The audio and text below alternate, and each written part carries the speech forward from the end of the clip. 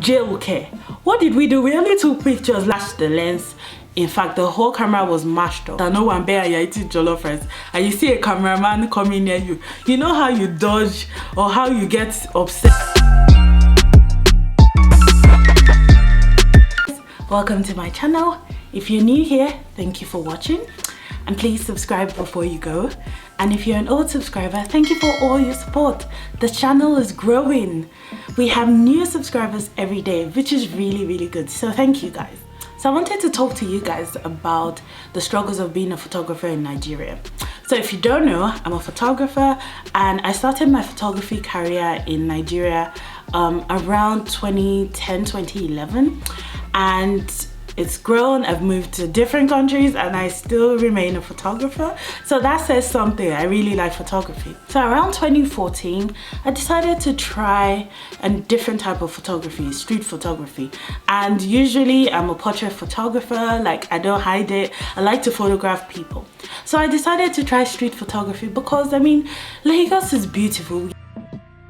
So I decided, why don't I take pictures of my surroundings, pictures of people, everyday people on the streets.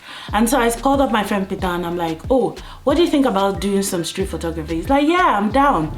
Guys are always down. So anyways, we are like, okay, where do we want to shoot? Well, if you know Lagos very well, Lagos Island, there's this cathedral. It's like I think a Catholic church. It's really popular in Lagos. Like it's where everybody likes to shoot. So we're like, oh, let's go take pictures of that church. And so just take random pictures, street photography, take pictures of people, places and things like that. And my friend carried all our gear, carried our cameras, lenses and all that good stuff, and we're like, okay, let's go shoot. So we went out, we got on the bus, got to Lagos Island, and then we started to take pictures. So we took pictures of the church, took pictures of people walking, and then we kept moving and like taking pictures as we were walking. And then we got to a particular area and then we started to take pictures across the road. And then we kind of noticed, but we didn't really clock it right. We noticed a group of like police officers, maybe like 3 or 4. So we're taking pictures randomly and they're like, yes, come here. What are you guys doing? I'm like, taking pictures, obviously. Like, you can see the camera. I don't know how this do you. Anyways, they're like, come here, come. So we crossed the road. I went to meet them. They're like, so who are you? Who are me? Who are me? What are you doing? This is one police officer. Bear in mind, there were like 3 of them chilling outside of a building. Like, so what are you doing? We're like, we're taking pictures. They're like, hey, you're taking pictures. Pictures of what? We're like, pictures of buildings, people, we're photographers. We introduced ourselves sort of. They're like, that you do you have a permit? It's street photography. We're taking pictures of random things, buildings and people. They're like, no, you cannot be doing that. You don't know that in this era of Boko Haram, you are creating a risk. And we're like, sir, we're not creating any risk. We're only taking pictures of buildings, street photography. Like, what street photography? Before we knew it, it's like, yes, Inspector Musa, come. Inspector Musa came with like 3 other policemen. So now the group of 4 policemen have now become 7 policemen. I'm like, hey, what happened? I was like whispering to my friend, like, what did we do? They're like, come and see these people. They're terrorists. They are taking pictures, unauthorized pictures. I don't know what they're using it for. Those ones too started to yell at us. Shouting me? Why are you shouting upon me? Why are you shouting me? So what are you taking it for? Are you people undercover press? Are you people? I'm like, we're just street photographers. We're just taking pictures of like the street, the buildings and things like that. Like, no. In this era of Boko Haram, you cannot be doing that. Blah, blah, blah. Give me your camera. So one of them collected my camera and another one collected my friend's camera. They're like, open it. Turn on this camera now. So we turned it on. They're like, show us the pictures you've taken. We showed them, like they were going through the pictures. They're like, sir, they took pictures of that church there. Like, delete everything now. And guys, that's how they deleted all our pictures. They deleted all our pictures and said, we are going to seize this. This is now our property. By the way, where's your ID card? Do you have any ID card? And I was just like, luckily for me, I had my uni ID card and my friend had his NYSC ID card. So he handed his NYSC ID card to one of the officers. I handed my school ID card to one of the officers. He's like, oh, this one is a copper. So you're a copper? Say yes, sir.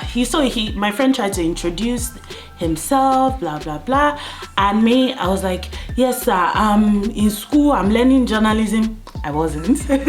I'm learning journalism, and that's why he's like, hey. And they're like, if not because of this NYSC ID card, you for sleep for sale. That we know you're a good citizen, but delete all those pictures. All the pictures you've taken, delete them. You're not supposed to be doing this kind of thing. In fact, so I was like, sir. And to be honest, I've always been an advocate of know your right. I was like, I know that I'm not doing anything wrong. You don't need a permit to take street photography, and I know that. And I knew that it was nothing illegal. So I'm like, we have done nothing wrong. In my mind, I was just like, okay, as far as Jabota girl now, I was like, okay, if anything happens, I'll call my daddy. My daddy will call one of our Inspector General friends and they will release us. What's all this nonsense? All my guys are ballers. All my guys are ballers. Oh my guys are ballers. My friend is like, keep quiet though, keep quiet though. I'm like, no, we know our rights, we're not doing anything wrong. They're like, you want to talk, Abi? You want to form lawyer, Abi? Are you a lawyer? I said no, but we didn't do anything wrong. We didn't even take pictures of this building that you guys are staying in. They're like, no, blah blah blah. I didn't now say anything again. So my friend was like, just pattern down, like don't say anything. I'm like, okay, cool. I kept quiet. I let him do the talking. Maybe, to be honest, I kind of feel like maybe that's why they left us, because me, I was ready to say I know my rights, blah blah blah, but my friend was just like, okay, so we were just taking pictures, blah blah blah. And literally they're like trying to threaten us, buga us. So yeah, let's arrest them. You know, you can be arrested for everything that you are doing. You are not supposed to be taking pictures. So my friend Sha kind of spoke to them calmly as per man to man. Then they released us and gave us our cameras back and gave us our ID cards back. Oh my god, that was such a terrible experience that even now, I live in Canada.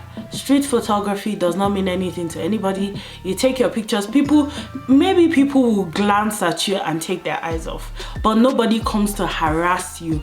Even at that, I still am not so comfortable with taking street photography because that experience just mad and scarred me. Like, which begs the question to me, why is it that people get harassed in Nigeria for doing street photography? I've heard of different stories. I had this photographer friend that went to take pictures on the Ikoyi bridge, and while he was taking his pictures, some area boys, some agweros, accosted him, tried to harass him, asking for money. He had only 2,500 naira on him at that time, and they were not having it. They wanted more money, and because of that, this area boys took his camera and threw it on the floor, like smashed the lens. In fact, the whole camera was mashed up, which is very wild to me, because if the police could apprehend my friend and I for doing some street photography, which is not illegal by the way, how are they supposed to defend us when area boys harass us for doing the same street photography? I don't understand. I don't get it. It makes no sense to me. Like, please make it make sense. Make it make sense. Like, it was very upsetting to me, and I can imagine creatives that have to work in that sort of environment. I have friends that are creatives that work in Nigeria, and the environment is so hostile to creatives. I've heard of filmmakers being harassed by area boys for filming on the street or in their area. I've heard people get arrested for taking pictures on the road. Like, I am an example. My friend and I got apprehended just for taking pictures on the road. And by the way, we actually didn't know, now looking back, we didn't know that that building where all the policemen gathered is actually called Lions Building. So it's like a police headquarters. And I guess that's why there were so many policemen and why they felt the need to intimidate and harass us. I don't know. Like, I feel bad for my friends that are creatives that have to work in such environments. My friends have had their equipment destroyed. Even going to the beach, sometimes area boys at the beach will harass you for taking pictures or for doing like video shoots and all. creatives, directors, producers now have to incorporate area boys money into their budget. Like, where does this end? And my problem is the police will also harass you. So how would they defend you when an area boy harasses you? Besides the area boys, besides the policeman, the son is very hostile and harsh as well. So it's like everything comes together to work against creatives in Nigeria. Like, being a photographer in Nigeria was very hard, and I tell people, I'm like, if you can make it in Nigeria, if you can survive in Nigeria, you can survive anywhere in the world. Like, I think that's like the only maybe good side to it, but other than that, it's very, very, very hard. If you are shooting on the streets, police can arrest you. If police does not arrest you, area boys will harass you. If they don't harass you, even regular people will harass you. Have you seen Nigerians when they see you taking pictures or with a camera? Real life, you're carrying a camera. Nigerians are seeing AR-15s. They are seeing guns as far as they're concerned.